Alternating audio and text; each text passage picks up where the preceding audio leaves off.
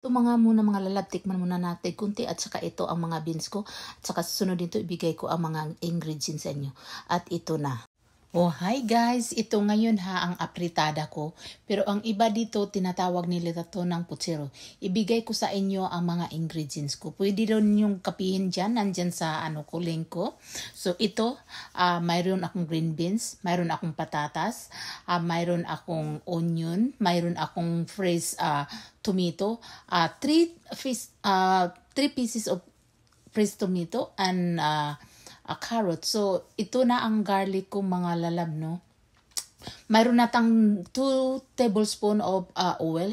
Ito, chop ko ng itong garlic, 4 na cloves, no? So, let's go mga lalab. Ipa-fry natin tong mga ingredients para sa aking apritada. So, ito na ang onion mga lalab. Hindi ko tapusin, no? Kalahati lang nito. So, kasi marami na ini-slice ko lang to kasi ilagay ko sa freezer. So, pero ang fresh tomato ko, mga lalab, marami talaga para makagamit lang ako ng tomato sauce ng konti, mga 3 to 4 tablespoon. So, that's it. So, let's go. Ito kasing patatas. So, ipa-fry ko muna yan bago ko ilalagay dyan mga lalab, no? So, imimix natin itong mga lalab habang nag-ano tayo at ilagay na natin yung fresh tomato, no? At saka, ito na mga lalab. Mas masarap talaga ang luto kapag fresh ang ilagay mo. Sige, ilagay natin yan at tayo isututi at ilalagay natin ang mga meat. Ito, isuti lang natin mga lalab ganito. At saka ilagay na natin ang meat. Yan. Yan, durugin natin a little bit para mas lalong lumasa mga lalab. No?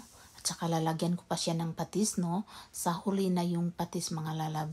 Ilagay ko lang ng 1 tablespoon and half na patis din. At saka yung mga ingredients, no? Katulad ng sausage, isama din natin siya paglagay. So, kunin na lang yung mga lalab kung gusto niyo yung matutunan ito. Ito, lagyan ko na ng salt. Ang mga ingredients ko dyan mga lalab nandiyan nakasulat mga lalab sa link ko kung gusto nyong kopyahin. So, ayan, 1 tablespoon only may ang salt natin mga lalab kasi ang beef kasi natin mga lalab, no, marami kasi ito siya. So, nakakat na yan mga lalabs, no? Kasi yan almost 5 pounds, no? No, I mean, no, it's not, 5.3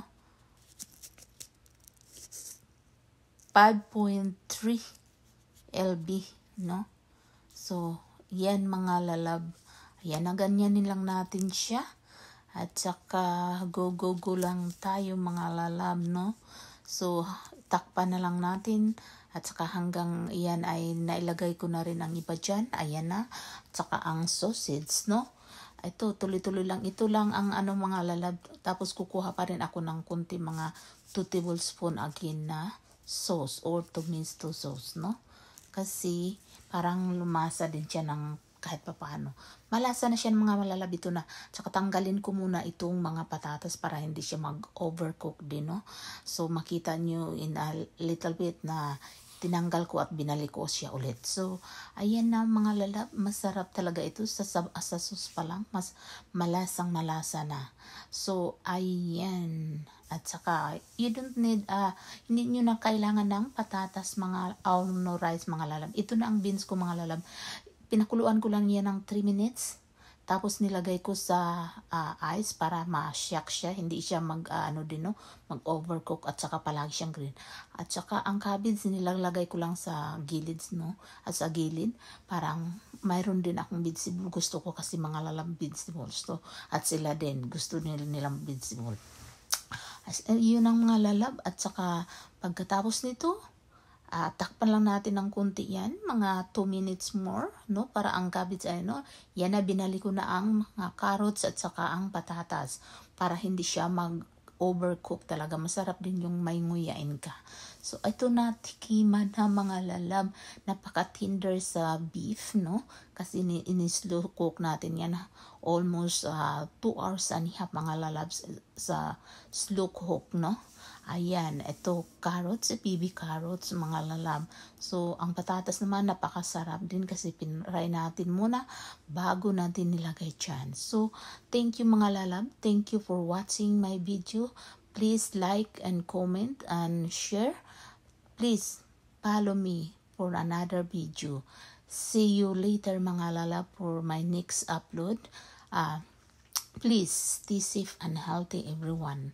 Bye bye. Chup chup mga lalab. Mama.